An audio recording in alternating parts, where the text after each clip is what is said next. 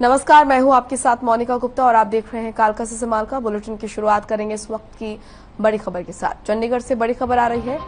दिग्विजय सिंह चौटाला का बयान सामने आया है। कांग्रेस विधायकों को रायपुर शिफ्ट करने पर बोले हैं दिग्विजय सिंह चौटाला। कांग्रेस विधायक छुट्टी पर कैसे लड़ेंगे चुनाव, शक है हुड्डा खुद कार्तिकेय शर्मा को वोट देंगे। इस वक्त की बड़ी और अहम जानकारी आपके सामने। चंडीगढ़ से दिग्विजय सिंह चौटाला का बयान सामने आया है। कांग्रेस विधायकों को रायपुर शिफ्ट करने को लेकर दिग्विजय सिंह चौटाला का बयान सामने आया। कहा कि शक है कि खुद हुड्डा कार्तिकेय शर्मा को वोट देंगे। दिग्विजय सिंह चौटाला का बयान सामने आया है। कांग्रेस विधायकों को रायपुर शिफ्ट करने पर बोले दिग्विजय सिंह चौटाला, कांग्रेस विधायक छुट्टी पर कैसे लड़ेंगे चुनाव।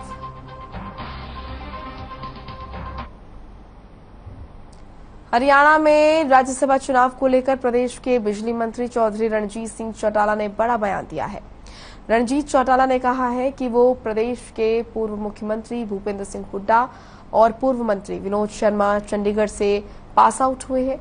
रणजीत चौटाला ने कहा कि तीनों सभी अच्छे मित्र हैं, लेकिन वो अपना वोट राज्यसभा के निर्दलीय उम्मीदवार कार्तिकेय शर्मा को देंगे। आपको बता दें कि राज्यसभा चुनाव में निर्दलीय ताल ठोक रहे हैं कार्तिकेय शर्मा पूर्व मंत्री विनोद शर्मा के बेटे हैं। रणजीत चौटाला ने कहा कि उन्होंने ये नहीं कहा कि भूपेंद्र सिंह हुड्डा भी निर्दलीय उम्मीदवार कार्तिकेय शर्मा को वोट देंगे। मैंने जो कहा था कि मैं और आपके हुड्डा साहब और विनोद शर्मा जी हम इकट्ठे चंडीगढ़ गवर्नमेंट कॉलेज में कॉलेज फेलो रहे हैं, कोई आगे पीछे थे। और विनोद शर्मा मेरे दोस्त हैं। बीजेपी का रिक्वायर्ड नंबर उनके पास है, उनका दूसरा कैंडिडेट नहीं, तो मेरा वोट मैं उन्हें डालूंगा। मैंने यह कहा कि वो विनोद शर्मा जी सबसे वोट मांगेंगे, हर आदमी हर एक के पास जाता है, पर ऐसा नहीं कहा था कि हुड्डा साहब भी उनको डालेंगे। हुड्डा साहब पार्टी के लीडर हैं, वो लीडर ऑफ दी अपोजिशन है, वो एक जिम्मेदारी पोजीशन पे है। ये कोई मीडिया वाले ने गलत इसको समझ दिया। राज्यसभा चुनाव के लिए बीजेपी के उम्मीदवार कृष्णलाल पवार से खास बातचीत की है हमारे संवाददाता रवि चंदेल ने। इस दौरान कृष्णलाल पवार ने कांग्रेस पर निशाना साधते हुए कहा कि कांग्रेस में बहुत बड़ी फूट है, जबकि बीजेपी के विधायकों के बारे में कहा कि बीजेपी के विधायक जंगल में शेर की तरह घूम रहे हैं। और क्या कुछ कहा उन्होंने, आइए आपको सुनाते हैं। राज्यसभा चुनावों को लेकर सियासी पारा गरमाया हुआ है। इसी पर बातचीत करने के लिए हमारे साथ इस समय मौजूद हैं बीजेपी के उम्मीदवार कृष्णलाल पवार। सर, किस तरीके से देखते हैं, आए दिन एक नए समीकरण बनते बिगड़ते हुए नजर आ रहे हैं। कांग्रेस द्वारा अपने विधायकों को जो है रायपुर शिफ्ट कर दिया गया है। इस प्रकार से हरियाणा प्रदेश में 2 सीट के लिए राज्यसभा के चुनाव है। इसमें सभी पार्टियां अपने अपने सदस्यों को राज्यसभा के लिए उतारती हैं। तो जिस प्रकार से मैं एक छोटा सा कार्यकर्ता जो अनुसूचित जाति समाज से केंद्रीय नेतृत्व भारतीय जनता पार्टी और प्रदेश के भारतीय जनता पार्टी नेतृत्व और संगठन ने जिस प्रकार से मुझे राज्यसभा सदस्य बनाया है, तो मैं पूरे केंद्र के राष्ट्रीय नेताओं का, संगठन का और हरियाणा प्रदेश के नेतृत्व का, संगठन का धन्यवाद करता हूं। जिस प्रकार से प्रजातंत्र में हर प्रतिनिधि को अपना वोट देने का राज्यसभा में अधिकार है, तो भारतीय जनता पार्टी के 40 विधायक हैं। जिस प्रकार से शेर जंगल में फ्री हैंड होकर घूमता है, आज पूरे प्रदेश में हमारे मंत्री विधायक जो पार्टी का काम है, जो सेवा कर रहे हैं, लेकिन कांग्रेस पार्टी के विधायकों को किस प्रकार से इकट्ठा करके जिस प्रकार से बंदियों को लेके जाते हैं, उनको ले जाया गया है। तो इससे साबित होता है कि कांग्रेस पार्टी के अंदर बहुत बड़ी फूट है। पहली बात तो प्रदेश का कोई विधायक या नेता हरियाणा प्रदेश से कांग्रेस का उम्मीदवार होता तो उसके बारे में भी मैसेज आता, लेकिन कांग्रेस पार्टी ने अजय माकन को यहाँ से उतारा है और रणदीप सुरजेवाला को राजस्थान से उतारा है। लोग इसको अच्छा नहीं महसूस करें, तो कांग्रेस पार्टी की एक नीति रही है कि जिस प्रकार से असेंबली के चुनाव आते हैं, हमारी 4 दिशाएं हैं, पूर्व, पश्चिम, उत्तर, दक्षिण, तो कांग्रेस पार्टी हर दिशा में एक अपना मुख्यमंत्री का दावेदार का नाम उछाल देते हैं। तो चारों दिशाओं में इनके 4 मुख्यमंत्री होते हैं। जिस भी दिशा में जाएंगे तो उस दिशा भाषा उसी क्षेत्रीय भाषा बोल कर कहेंगे कि आने वाले आपके ये मुख्यमंत्री होंगे। तो निश्चित तौर से कांग्रेस में बहुत बड़ी फूट है और आने वाले समय भी इस प्रकार से इनकी लड़ाई में कुछ निकलने वाला नहीं है। सर, ये तो संगठन का डिसीजन होता है कि बाहरी व्यक्ति हो या फिर जिस तरीके से संगठन ने भेजा। बीजेपी द्वारा भी कई बार इस तरीके के उम्मीदवार जो है वो मैदान में उतारे गए हैं, लेकिन जिस तरीके से मौजूदा समीकरण जो बनते हुए दिखाई दे रहे हैं कार्तिकेय शर्मा के एंटर होने के बाद से, 1 या 2 वोटों को लेकर जो लड़ाई लगातार जारी है उसको लेकर क्या कुछ समीकरण बनते हुए दिखाई दे रहे हैं? अभी कुलदीप बिश्नोई का भी ट्वीट आया, लगातार वो बीजेपी के फेवर में ट्वीट करते हुए नजर आ रहे हैं, क्या माना जाए? इसमें जो कुलदीप का ट्वीट आया है कोई उसने बीजेपी के फेवर में दिया है, उसने केवल ये कहा है कि वे जितने प्रतिनिधि हैं अंतर आत्मा से अपने मन से वोट दें, तो उन्होंने ये कहा है। तो इससे निश्चित तौर पर उन्होंने अपील भी की है कांग्रेस के विधायकों से कि आज के प्रदेश के हालात को देखते हुए, पार्टी की कार्यशैली को देखते हुए अंतरात्मा से वोट देना उनका ये इशारा था। सर, अगर बात करें निर्दलीय विधायक बलराज कुंडू की और इनेलो से विधायक अभय सिंह चौटाला की, तो क्या लगता है कि वो किस खेमे की तरफ जो है अपना वोट देंगे? क्या अभी तक के समीकरण क्या बनते हुए दिखाई दे रहे हैं? उनकी अपनी अलग से पार्टी है, एक विधायक इंडिपेंडेंट है, वो अपने हिसाब से फैसला लेंगे। उनकी पार्टी के फैसले के बारे में हम तो कुछ कह नहीं सकते, उनका अपना निजी फैसला होगा, वो क्या करेंगे। सर, एक अंतिम सवाल, किस तरीके से देखते हैं जो कांग्रेस के विधायकों की घेराबंदी की गई है और वो भी नगर निकाय चुनावों जब 19 तारीख को वोटिंग होगी, ऐसे में जब सभी राजनीतिक दल अपने विधायकों को जो है फील्ड में उतार रहे हैं ताकि पकड़ जो है वो कार्यकर्ताओं में और पकड़ मजबूत की जा सके, तो ऐसे समय में उनका जो है इस तरीके से घेराबंदी करना, रायपुर ले जाना किस ओर इशारा करता है? इसके लिए उनको निश्चित तौर पर पता है कि धरातल पर तुम्हारा क्या जनाधार है, निकाय के चुनाव में कुछ निकलने वाला नहीं है, इसलिए सोचते हैं कभी ये भी जाए और ये भी चले जाए। इसलिए उनका फोकस फिलहाल राज्यसभा पर है, इस सीट को बचा जाए, कैसे बचा सकते हैं। लेकिन जिस प्रकार से हलचल मची हुई है, आपस में होड़ लगी हुई है, तो कांग्रेस का जो प्रत्याशी है जीतना मुश्किल है। बहुत बहुत शुक्रिया। तो ये थे हमारे साथ कांग्रेस के राज्यसभा के उम्मीदवार कृष्णलाल पवार, जिन्होंने साफ लफ्जों में कहा कि कार्तिकेय शर्मा के एंटर होने के बाद से ये कॉन्टेस्ट जो है काफी गरमाया गया है और साथ ही साथ जिस तरीके से लगातार जो है कांग्रेस के विधायकों को रायपुर शिफ्ट किया गया और उसके बाद की जो समीकरण है कुलदीप बिश्नोई के ऊपर, उन्होंने हर मुद्दे के ऊपर जो है बड़ी ही मुखरता के साथ अपनी बात रखी। चंडीगढ़ से हर खबर हरियाणा के लिए रवि चंदेल के साथ कैमरा पर्सन किशन की रिपोर्ट। चलिए अब खबर अंबाला से है, जहां रोडवेज कर्मचारी साझा मोर्चा ने पूरे हरियाणा में 3 दिन का राज्यव्यापी हस्ताक्षर अभियान चलाया, जिसमें संगठन के लोगों ने महिलाओं, छात्रों और नौजवानों से रोडवेज को बचाने के समर्थन में बस स्टैंड पर बैठकर हस्ताक्षर करवाए।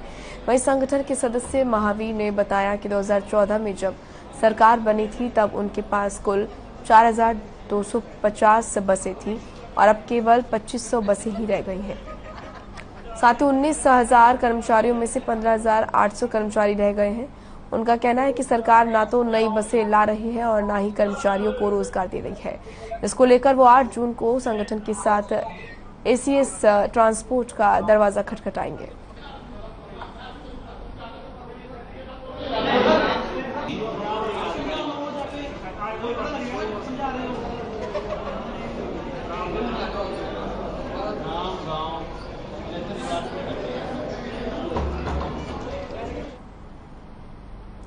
यमुनानगर के गांव दामला के एक किसान धर्मवीर कंबोज के जीवन संघर्ष की गाथा एक रिक्शा चालक से एक कामयाब उद्यमी के रूप में सीबीएसई की पाठ्य पुस्तक में शामिल की गई है, जो कि जिले के लिए गर्व की बात है। जानकारी के मुताबिक किसान धर्मवीर रिक्शा चलाने का काम करते थे। उन्होंने अपने जीवन में कई उतार चढ़ाव देखे हैं। उन्होंने पहले भी कई पुरस्कार उन्हें मिल चुके हैं, यहाँ तक कि वो 21 दिन तक राष्ट्रपति के मेहमान रहे हैं। उन्होंने एक मशीन बनाई थी जिसमें से कई तरह के जूस निकाले जाते हैं। साथ ही उन्होंने ऐसी बहुत सी खोजें की हैं। ऐसे लोगों के बारे में निश्चित तौर पर पुस्तक के सिलेबस में होगा तो नए लोगों को प्रेरणा मिलेगी। वहीं किताब में छपने पर जहां धर्मवीर प्रसन्न है, वहीं सरकार का धन्यवाद करते हैं और हरियाणा के शिक्षा मंत्री कंवरपाल गुर्जर ने भी किसान धर्मवीर को नए लोगों के लिए प्रेरणा का स्रोत बताया।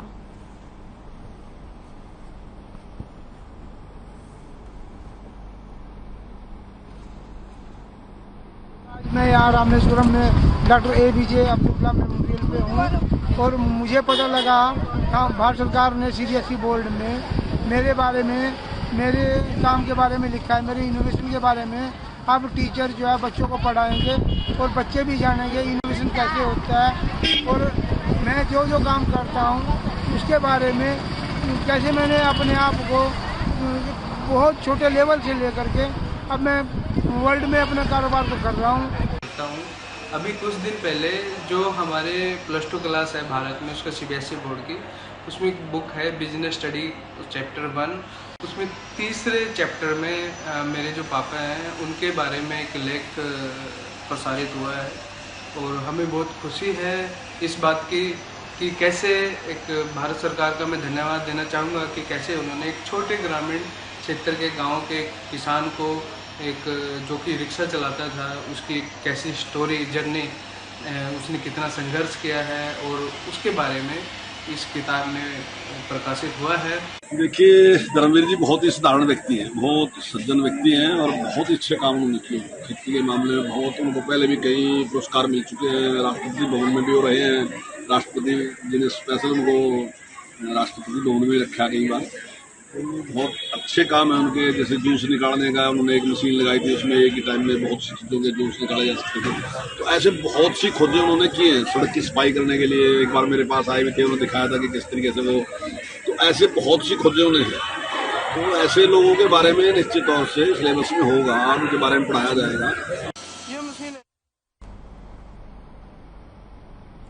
खबर पानीपत से है, जहां ओल्ड इंडस्ट्रियल एरिया में जिंदल यार्न मिल में भीषण आग लग गई, जिसके बाद आसपास के क्षेत्र में हड़कंप मच गया।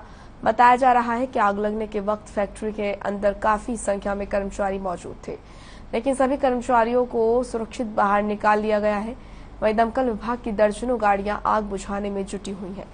जानकारी के मुताबिक शॉर्ट सर्किट की वजह से आग लगी है।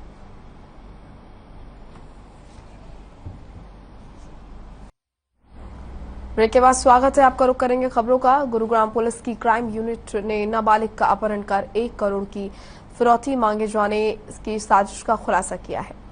क्राइम यूनिट फारूकनगर को सूचना मिली थी कि फारूकनगर के आसपास के रहने वाले 3 युवक नामी गिरामी प्रॉपर्टी डीलर के नाबालिग बेटे के अपहरण कर 1 करोड़ की फिरौती वसूलने की साजिश को अंजाम देने वाले हैं। दरअसल बीते दिनों कुंडली मानेसर पलवल एक्सप्रेसवे से 2 गाड़ियों की लूट का मामला दर्ज किया गया था, जिसकी तफ्तीश क्राइम ब्रांच फारूकनगर मामले में करने में लगी हुई थी और तफ्तीश के दौरान विनय नाम के शख्स की भूमिका संदिग्ध पाई गई और जब विनय से सख्ती से पूछताछ शुरू की गई तो धीरे धीरे नाबालिग के अपहरण और 1 करोड़ की फिरौती की गुत्थी पर से भी पर्दा उठने लगा। एसीपी क्राइम की माने तो अपहरण और फिरौती का ये फुल प्रूफ प्लान कामयाब भी हो जाता, लेकिन उससे पहले ही क्राइम यूनिट फारूकनगर ने वारदात में शामिल 3 बदमाशों को गिरफ्तार कर मामले का खुलासा कर दिया। ये हमने 2 गाड़ियों की लूट करने के मामले में 3 लोगों को गिरफ्तार किया है। ये एक दिनांक 16/5 को और एक 25-26 की रात को इन्होंने अलग अलग स्थानों पे हथियारों के बल पे गाड़ियां लूटने का काम किया था, जिसके संबंध में सेक्टर 10 में अलग अलग केस रजिस्टर हैं। इसके बारे में इन्वेस्टिगेशन करते हुए हमारी क्राइम टीम फारूकनगर ने इन तीनों को गिरफ्तार करने में कामयाबी हासिल की। हरियाणा में 3 जून को रेल रोको आंदोलन का मैसेज खालिस्तान की तरफ से वायरल हुआ था, जिसको लेकर हरियाणा में शुक्रवार को सभी स्टेशनों पर पुलिस तैनात की गई। इसी कड़ी में बल्लभगढ़ के रेलवे स्टेशन पर काफी संख्या में पुलिस की तैनाती नजर आई।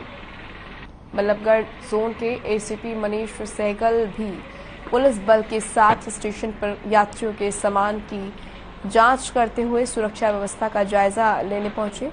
वहीं इस दौरान एसीपी मनीष सहगल ने मीडिया को जानकारी देते हुए बताया कि पूरे हरियाणा में खालिस्तान की तरफ से रेल रोको आंदोलन का मैसेज वायरल हुआ था। इसको लेकर फरीदाबाद के कई स्टेशनों पर पलवल से तुगलकाबाद के तक के स्टेशन पुलिस की तैनाती यहां पर की गई।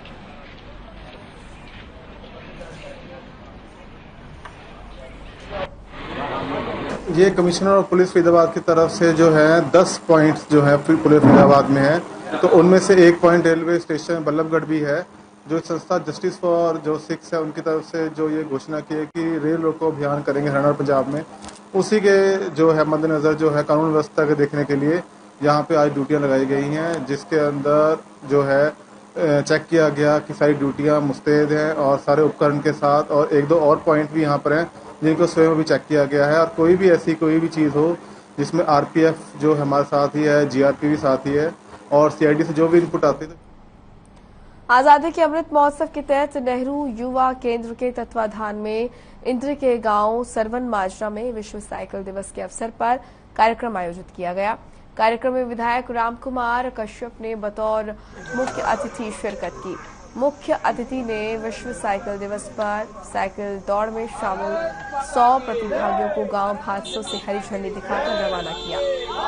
इस दौरान रामकुमार कश्यप ने कहा कि अगर हमें अपने शरीर स्वस्थ और बीमारियों से दूर रखना है तो हमें प्राचीन योगों को अपनाना होगा। उन्होंने कहा कि हमारे खान पान की वजह से मोटापे, हृदय रोग, मानसिक बीमारी, मधुमेह और गठिया आदि कई बीमारियों ने हमें अपनी चपेट में ले लिया है। उन्होंने बताया कि साइकिलिंग करने से पर्यावरण में प्रदूषण नहीं होता और आधा घंटा साइकिलिंग से हमारा शरीर तंदुरुस्त रहता है। उन्होंने सभी लोगों का आह्वान किया कि वो अपने शरीर को स्वस्थ रखने के लिए प्रतिदिन साइकिलिंग अवश्य करें। कार्यक्रम के दौरान रामकुमार कश्यप ने प्रतिभागियों को प्रमाण पत्र देकर सम्मानित भी किया। कार्यक्रम में नेहरू युवा केंद्र के अधिकारियों ने मुख्य अतिथि को स्मृति चिन्ह और सशस्त्री पत्र भेंट किए।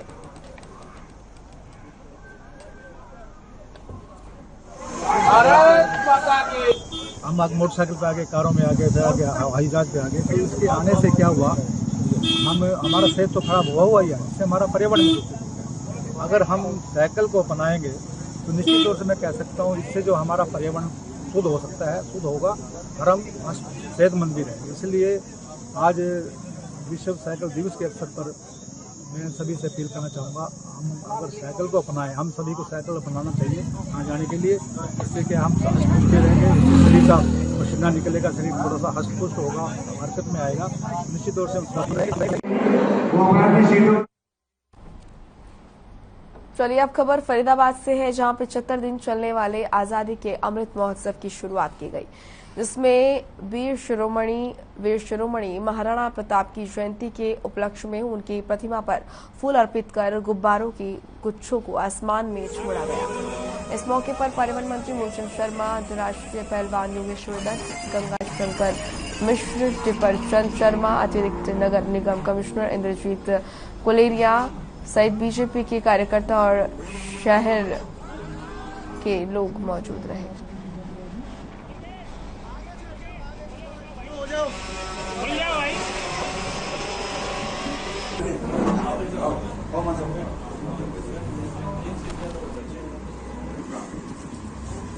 आपका बहुत बहुत स्वागत है, अभिनंदन है।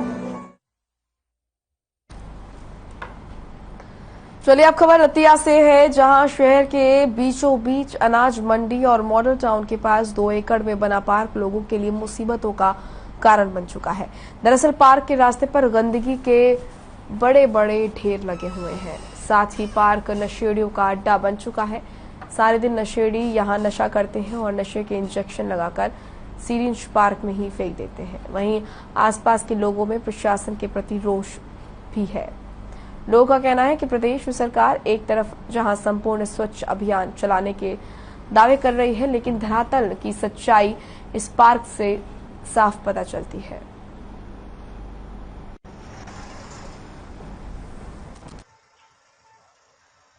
पार्क की हालत ये देखो, ये आप देख रहे हैं, यहाँ आसपास कितना कूड़ा कचरा पड़ा है। यहाँ पर नशेड़ी आते हैं, सारा दिन नशे वगैरह करते हैं, टीके लगाते हैं। यहाँ पर लड़कियाँ, औरतें, लेडी कुछ कोई भी नहीं आ सकता। यहाँ पर सारा दिन नशेड़ी बैठे, गुंडागर्दी होती है, सारा दिन लड़ाई झगड़े होते रहते हैं। यहाँ पर कोई भी लड़ाई झगड़ा होता है तो सभी यहाँ पर इकट्ठे हो जाते हैं। नशा होता है यहाँ पर बहुत ज्यादा नशा हो रखा है। और प्रशासन कोई भी सुध नहीं ले रहा यहाँ की। अधिकारियों से कई बार मिल चुके हैं, उनके लिखित रूप में भी कई बार दे चुके हैं। एसडीएम साहब भी मौके पे आए थे, लेकिन अभी तक कोई कार्रवाई नहीं हुई। मैं प्रशासन से ये कहना चाहता हूँ कि अब जो पहले तो हमने कई बार आपको बोल दिया, आपने कोई कार्रवाई नहीं की, ना ही कोई प्रशासन की तरफ से कोई यहाँ, मतलब कल हमने देखा यहाँ कूड़े नगर पालिका की जो ट्राली थी यहाँ पर खाली होने लगी थी और हमने बोला उनको कि यहाँ पर मत कीजिए, हमने एसडीएम साहब को भी बोला। लेकिन अब मैं ये कहना चाहता हूँ नगर पालिका प्रशासन को कि आने वाला वक्त अब यहाँ नहीं, नगर पालिका में करेंगे हम ये खाली। कॉलोनी वासी अगर तंग आ रहे हैं इससे, क्योंकि यहाँ पर ग्राउंड था बच्चों का, कुछ समय पहले बच्चे यहाँ पर खेलने आते थे, गंदगी को देखकर बच्चों ने यहाँ पर खेलना छोड़ दिया। नशेड़ियों को देखकर यहाँ पर बच्चों ने खेलना, नशा करने आते हैं लोग, बिल्कुल नशा करने के लिए आते हैं। बच्चे खेलते थे यहाँ पर, लड़कियां भी आती थी खेलने के लिए। नशेड़ियों को देखकर यहाँ पर बच्चों ने अपना स्थान बदल लिया।